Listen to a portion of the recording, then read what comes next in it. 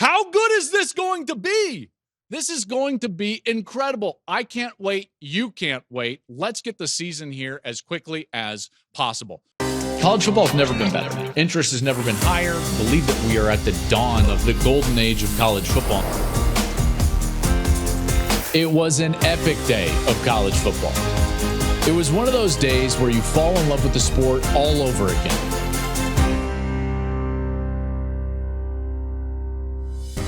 Hey, what's up, everybody? Welcome into the Joel Klatt Show. We are presented by Hampton by Hilton.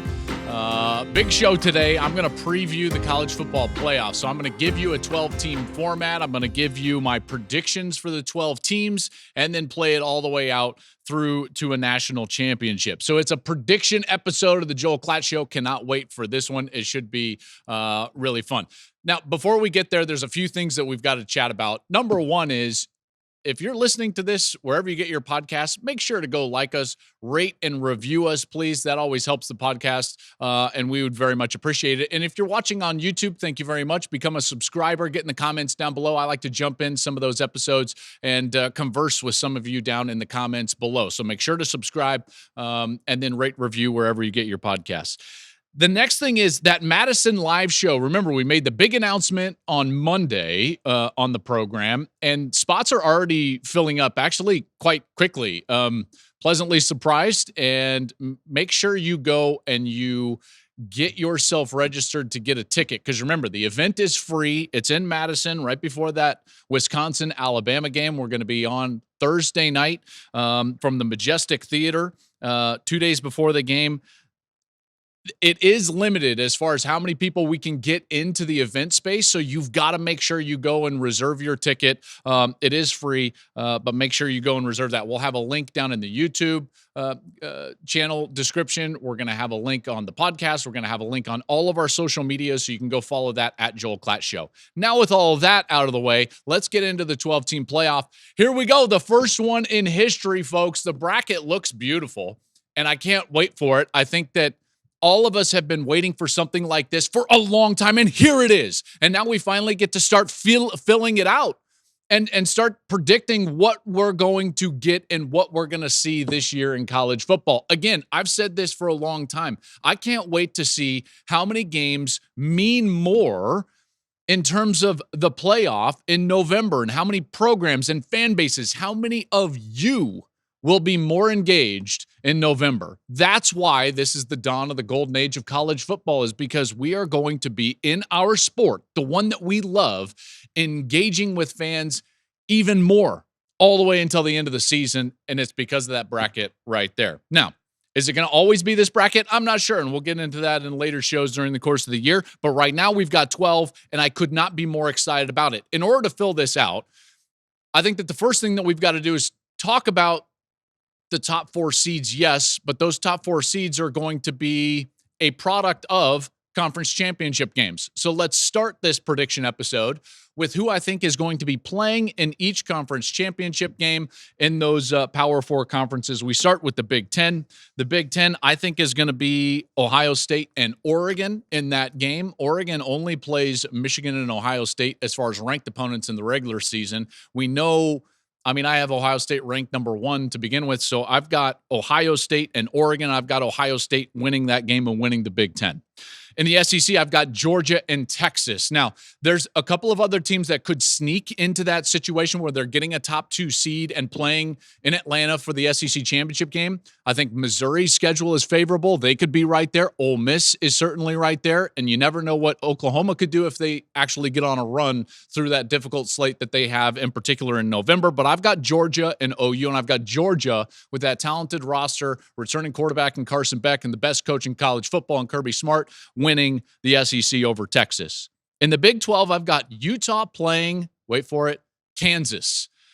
If you really look at what Kansas is and what their schedule is, there is a good chance that Kansas is going to be a top 2 seed in the Big 12. Now, death taxes in Utah football, I'm going to ride with Utah. You know that about me. Kyle Whittingham is an excellent coach, and when Cam Rising is their starting quarterback, what do? They win the conference and they go play in a big bowl. That's what they did in the Pac-12 with a couple of Rose Bowl berths. And that's why I've gotten the Big 12. And then the ACC, I'm going to have an old historic rivalry, and I can't wait for it, a rematch of Florida State and Miami in the ACC Championship game. There's something about Miami this year, and it's their quarterback. Cam Ward, I think, has the chance to be the best player in the ACC, maybe the best quarterback in the conference. And you've got to ride with quarterbacks, in particular when you're talking about conference championship games. So I like Miami to win the ACC and get a first-round bye. Now, if those 4 teams win and you kind of play out the season as you might play out the season, here's the seeds that I'm giving them. I had Ohio State as my number 1 ranked team. I'm going to put them at number 1 in the playoff. I think their schedule is more favorable than Georgia's schedule. I could see Georgia stubbing their toe at some point along the road. Remember all of those difficult road games that they have. So even as an SEC champ, I think that they might have one more loss than Ohio State, and they would be number 2 in the country. And then 3, I've got Utah, and 4, I've got Miami. Those are my top 4 seeds. Those are your programs getting a bye in the very first 12-team college football playoff. There you go. By the way, I have been accused, partly because there's an incredible YouTube out there of John Beeson suplexing me when we played Miami when I was a player. I've been accused of hating Miami. How do you like them apples? 4 seed. Huh? What do you think? Hurricanes? I'm on your side this year. Okay. Who do we got in the next 4? This next 4, to me, I think that you've got to start looking at schedules. I know people don't like when I say that, but it's like, but that's the reality. That's the reality. This is still a sport that rewards wins. Now, I think there's a chance we're going to reward, and maybe the committee will reward quality wins more so. But there's a schedule out there that you can play out. And if they get past week 1 in what I think is probably their most difficult game because of the location, the unknowns, if they get past week 1, I think this program could go 12-0. What do you mean, Joel? Like, you already have the top 4 seats. Yeah, they don't have a conference championship game, and that's Notre Dame. I think Notre Dame has a real shot to go 12-0, and in that case, they would be the number 5 seed, and that's where I will put them in my first bracket right here. Marcus Freeman is a heck of a coach. I think their hardest game is that A&M game in week 1. They only play 3 true road games all season. They're going to go 2.5 months without a true road game before they play USC in the finale. And I think there's a good chance that they're playing USC as a solidly in the playoff team and a win, and you're going to get a 5 seed and a home game in that first round. Riley Leonard, Mike Denbrock, the new offensive coordinator, I believe in Notre Dame. I understand they lost their left tackle. I get that. But look at their schedule, and I think that they can overcome that. Number 6 seed, I've got Texas. Sark and the Longhorns play Georgia. Listen, I think that there's a chance that they beat Georgia and split with them in the regular, beat them in the regular season at home and then lose to them in the SEC championship game. What I'm saying is that what we've seen from Texas in the past is that they will have some bump in the road at some point. They've got to play at Michigan. They've got to play Oklahoma in Red River. They've got to play at Texas A&M, and they've got to host Georgia. So even if they were to beat Georgia and split with them and lose that title game, there's a loss somewhere along that path. I just think it's going to be too difficult to go through that, even with Ewers back and the roster that they have. The loss of C.J. Baxter is big. They've recruited very well. Jaden Blue, by the way, he averaged 6 yards per carry. So I'm not quite as nervous about that. And I do believe that Texas has the potential to have the best offensive line in America. That will help their run game, even with the loss of C.J. Baxter, and then they obviously have Ewers there as well. The team that loses in the Big Ten championship game, Oregon, I've got them as the 7 seed. They'll be hosting a first-round playoff game. The Ducks are firmly in the playoff. I had them just behind Texas. I think people are going to look at the schedule that Texas plays and reward them with that 6 seed. Notre Dame would be undefeated. Your next seed would be Oregon. Again, there are only 2 ranked opponents on their schedule as of right now are Michigan and Ohio State. Those are 2 biggies. I mean, huge ones. They get to host Ohio State. I could see a scenario in which their only 2 losses on the year are to Ohio State twice. And so in that model, I look up and I'm like, they're probably the 7 seed. That's where they go. I'm a big believer in Dan Lanning. I am a big believer in Dylan Gabriel having a better year this year at Oregon than he had last year at Oklahoma, because I think that the system at Oregon is going to fit him better. Look at what Bo Nix is doing in the preseason with the Denver Broncos. He's a point guard. The ball is out on time and he's accurate. That's the way Dylan Gabriel wants to operate. That's the way he will be allowed to operate at Oregon. Whereas OU was a little bit more of a downfield passing team, not necessarily in system, but certainly in personnel, with the guys that they had on the outside at wide receiver. So Gabriel, I think, fits at Oregon better. They've got a lot of weapons. They've recruited at a high level, and they're my 7 seed in the playoff. All right, let's get to the 8 seed, and this is where it starts to get interesting here. And this is where I've got a couple of teams here at 8 and 9 that have the benefit of what I would categorize as not a soft schedule, but it's certainly softer than some of their compatriots in these conferences. At number 8, I'm going to go with Penn State. Penn State's most difficult game is certainly hosting Ohio State. That's November 2nd, just a couple of days before the election, by the way. James Franklin has missed out on a playoff berth 6 out of the last 8 years because there hasn't been a 12-team playoff. I have been over this. I talked about this on Monday about their expectation, and their expectation for me is taking a step forward. In those 6 years that they would have made a 12-team playoff out of the last 8, on average, their ranking in the final rankings was 9.5. If I'm expecting a step forward, I'm putting them at 8, and that's where they are. I could see a scenario where there's a tiebreak situation between Penn State and Oregon to try to get into the Big Ten championship game. We'll see. For me, I think Oregon's going to be there, and I think Penn State is going to be right there as well. And number 9, similarly, a team that has a softer schedule than some of the other teams in their conference is Ole Miss. Now, Ole Miss is incredibly talented, and they're headlined by their quarterback, Jackson Dart. They'll be my 9 seed. Dart's in his 3rd year with Lane Kiffin, and they've got a very good receiving core, and that offense, is going to put up points. My concern with Ole Miss is that they haven't done it. They haven't gotten over the hump. Very similarly to Penn State. Penn State has been elite in a lot of respects. They couldn't beat and haven't been able to beat Michigan and Ohio State. Well, Ole Miss is the same way. They haven't been able to get over the upper echelon of their conference in the SEC, but the schedule is favorable. They could be 6-0 heading into LSU in October. They only have 3 ranked teams on the schedule. They've got that road game at LSU that I just referenced, home games against Oklahoma and Georgia. To me, you lose 1 or even just 2 of those games, and out of the SEC, I think people are going to be like, yeah, Ole Miss is going to be in, and they're going to be my 9 seed. You're probably wondering yourself, you're like, Joel, you still have to get the group of 5, the 5th champion in there. And there's a couple of, maybe more than a couple of huge programs out there that are clearly now going to miss the playoff. And this is the exercise, folks. Once Notre Dame is in, you start to realize that these spots are few and far between. All right. Number 10. I believe in Kalen DeBoer. I think Alabama is going to be the 10 seed. He is a great coach. It's a roster that is loaded with elite talent. I know, I don't just believe. I know that Kalen DeBoer will get the best out of his quarterback. Jalen Milroe is going to have a solid year. I am nervous a bit about their defense. You can't lose the Godfather, Nick Saban. You can't lose a safety like Caleb Downs and just replace him.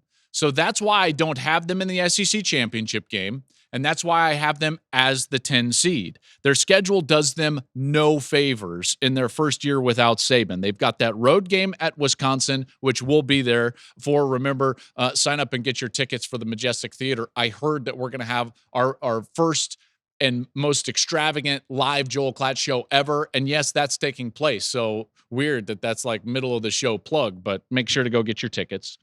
They've got that game followed by a home game against Georgia. Georgia's always going to be tough. And then the second half of the season is going to be incredibly difficult. They've got a Go to Knoxville. We know exactly what happened the last time they did that. The goalposts ended up in the river. They've got to go to LSU. They've got to go to Oklahoma, and then they still have home games against Missouri and Auburn. That's an incredibly difficult schedule. But what did I start this out with? I believe in Kalen DeBoer. I believe in Alabama. And so they're number 10. I got a group of 5 and one more left. At number 11, I think Michigan gets into the playoff. Michigan's floor is 9 wins. Now, is 9 wins going to get them in? I'm not totally sure. I think Michigan is going to have to knock off one of the following 3 during the course of the year: Texas, Oregon, or Ohio State. They've got to beat USC, and if you're thinking about those 4 games, if they split them and go 2-2, they are in the playoff. I think Sharon Moore understands who he is, and he understands who his program is. They've got great running backs and an elite defense. So they're going to be Michigan, and they're going to be very difficult to face. Their floor is 9 wins, and let's not put it past Michigan picking off one of those teams that I just mentioned, getting to 10 wins. And while they wouldn't be in the Big Ten championship game in this model, I do believe that they go to the college football playoff. That leaves the group of 5 champion, or whatever we're calling it now, and that's Boise State for me. Highest ranked champ out of the Mountain West. The other teams that I considered here are Liberty, but their schedule is so soft that if they don't go undefeated, they're not getting in. They won't be the highest ranked champion. It is ridiculously soft. I considered Memphis here, but a big opportunity for Boise State. I'm a big fan of their running back, Ashton Gentry, I believe is how you pronounce his name. Genty. He's a really good player. He's the only back in the country with 1,000 rush yards and 500 receiving yards coming back. So he's a dual threat. You know how I love those versatile guys out of the backfield. They did decide to start Maddox Madsen over former number 1 recruit and transfer Malachi Nelson. Remember, who transferred in from USC? That was a bit interesting. And then Spencer Danielson. He's the head coach up there. Took over for a fired Andy Avalos. Still led them back to a Mountain West title last year. So that's who I've got in at number 12. So that's the big discussion. There are your 12 teams. Let's take one more look at it, because here we go. That is a filled out bracket, and now we got to start having winners and losers. Let's go. It's winners and losers time. Let's start with the 5 seed hosting. And by the way, this acts as almost like a de facto conference championship game for Notre Dame, right? So everybody else has to play that 13th game. They get their 13th game. It just happens to be in the playoff. That's why they're fine with this model where they're never going to be in the top 4 and get a bye. Notre Dame hosting Boise State. Notre Dame's undefeated. They get them at home, and Notre Dame wins the game. Next up, number 6, Texas and Michigan. This is a rematch, and yet it's a different location. Okay, so regardless of what happens in that week 2 matchup, which I can't wait for, by the way, I think Texas at home with that pressure and that quarterback, Quinn Ewers, they get it done, and Texas beats Michigan and then will face Utah in a 6-3 matchup. So Texas wins in the first round. They're on to the college football playoff quarterfinals. Then in the 7-10 game, guys, who doesn't want to see this? Dan Lanning having to face Kalen DeBoer? We got it twice last year. I mean, this is an epic matchup right here. I cannot wait for some sort of matchup like an Alabama going to Oregon, Michigan going to Texas. This is going to be incredible. Alabama goes to Oregon. Oregon is ridiculously talented. I know Alabama is as well, but at home, I think that environment, quite honestly, surprises Alabama. I know they're not, listen, I'm not suggesting that they don't play in great environments, because they do. The SEC is chock full of difficult and incredible environments. I said surprised them. I think Eugene will surprise them. Autzen Stadium is phenomenal. I think Oregon wins that game, and they go on to the quarterfinal. And then you've got Penn State hosting a college football playoff game. This is actually, to be honest with you, when I first thought of the playoff, and I originally thought to myself, I want teams to host playoff games. You know the location that I thought of first? Number 1 location? Happy Valley. I was like, I want to see a playoff whiteout as much as I need my next breath of air. That environment is amazing. Ole Miss goes to Penn State.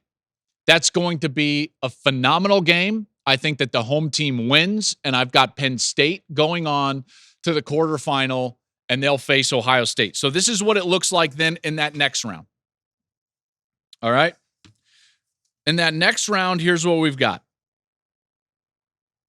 You've got the quarterfinals where Ohio State plays Penn State, Georgia plays Oregon, Texas plays Utah, Notre Dame, and Miami. Now, judging based on how they've written the language in terms of bowl tie-ins, I believe that what you would have is Ohio State, Penn State in the Rose Bowl, Miami, Notre Dame in the Peach Bowl, Georgia, Oregon in the Sugar, and Utah, Texas in the Fiesta. That's the way that I believe that this would play out. Okay, now, not guaranteeing that, but that's the way I believe this would play out. So, Rose Bowl, Ohio State, Penn State, an all Big Ten Rose Bowl, Ohio State, Penn State. Ohio State beats Penn State for the second time. They go on to the college football playoff semifinal. In the 2-7 game, which I've got in the Sugar Bowl, Georgia and Oregon, now Dan Lanning has to face his old mentor in Kirby Smart. I believe Georgia is just too good. They're just too talented. In my estimation, Georgia is a national title caliber team. They win, they go to the college football semifinals. Texas and Utah, as much as I love Utah and as much as I would give Utah the benefit of the doubt if they could host this game, which they should be able to, can we please get rid of these bowl games in the quarterfinals? But listen, I digress. In a bowl environment, you look at that, and I'm like, in the Fiesta Bowl, Utah and Texas is going to win that game. They're more talented, and even with Cam Rising, I like Quinn Ewers, and I like Sark, and I like that offensive line. So Texas wins. They go to the semifinals. And then you've got a Notre Dame, Miami. Can we get the shirts back? Can we get a Catholics? I'm not going to say it. You know what I was going to say. Maybe the shirts will come back. I don't know, because this would be epic. In a college football playoff quarterfinal to see Notre Dame play Miami, this would be in a Peach Bowl, I believe. I like Notre Dame in this matchup. I think Notre Dame would go on and go to the college football playoff semifinals. There's something that I really believe in with Miami, but then when it gets to this point, do we really trust Mario Cristobal in a quarterfinal? Let's hope he's not in a position to take a knee, if you know what I mean. Right? Now we get to the semifinals, and this is how I think that the semifinals, the way that the language is written, the number one seed would get the choice of where to play. Okay? So they would be deciding between the Orange Bowl and the Cotton Bowl, and Ohio State would be sitting there, and they'd be like, oh, okay, well, that's interesting. Where do we want to play? And then somebody smart would say, time out. Why don't we put Georgia in a more precarious situation? And then another smart person would be like, great idea. Does it really matter whether we play Notre Dame in Dallas or Miami? The answer is no. It doesn't matter at all for Ohio State. Does it matter if Georgia gets to play in Dallas or Miami against Texas? The answer is yes. So in my model, Ohio State makes their pick based on the other matchup. They say, hey, Georgia, go to Dallas and face Texas in the Cotton Bowl. And the Orange Bowl is Ohio State and Notre Dame. Orange Bowl, I've got Ohio State winning that. They go on to play for the national championship. And because of that decision, and because of what the crowd would be in Jerry's World, in AT&T Stadium, just a few miles north of Austin, I've got Texas beating Georgia because of the location.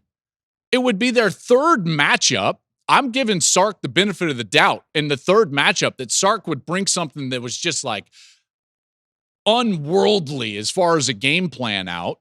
Ewers would be on fire. I think back to that game against Bama a couple of years ago when they didn't even have a team that really should have beaten the Bryce Young Alabama team, and yet they were in line to beat the Bryce Young Alabama team until Bryce Young put a cape on his back and spun out because Ryan Watts blitzed from the corner and they didn't take a good angle. You remember the game. We were all there. It was a million degrees. Why? Because we kicked it at noon because it's the best time slot in college football.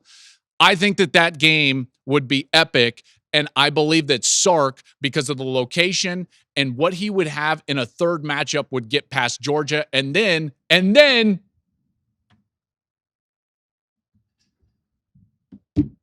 Quinn Ewers gets to play Ohio State in the national championship game. Yes! Guys, I gave you Dan Lanning against Kalen DeBoer. I gave you Dan Lanning against Kirby Smart. I gave you a Texas-Georgia matchup 3 times, this one being in the Cotton Bowl in Arlington, and now in Mercedes, down in Atlanta, Ohio State plays Texas, and because Texas let it all hang out, I just don't think that they have enough, and my national champion is going to be Ohio State. I had them as my number 1 team in the preseason. I have them as my number 1 seed in the playoff, and I think that the Buckeyes will go on and win the national championship. But as I walk through that exercise, folks, how good is this going to be? This is going to be incredible. I can't wait. You can't wait. Let's get the season here as quickly as possible. Remember, rate and review us wherever you get your podcast. Make sure to subscribe on the YouTube channel because we're going to have a lot of content that is exclusive to YouTube during the course of the season. And if you're around Madison and around Wisconsin, make sure to reserve your tickets for the live show a couple of days before the Alabama-Wisconsin game, that Thursday night, live from the Majestic Theater. It's going to start at 7:30, but you got to reserve your tickets. So go to any place that you've got Joel Klatt Show, mainly social media. There'll be links there to reserve your tickets. Big thanks to Hampton by Hilton, who's helping us put that show on. And if you're, by the way, a Bama fan and you're traveling up to Wisconsin to see Jump Around, to see Madison, make sure to get your tickets. Be there by Thursday night, and we'll be live at the Majestic. Thanks for listening, everybody. We got a special little something. We're going to drop a special little something in the next couple of days, just a little teaser as we get ready for college football. Week 0, here we go. It's starting, and it can't come soon enough. Have a wonderful week, everybody.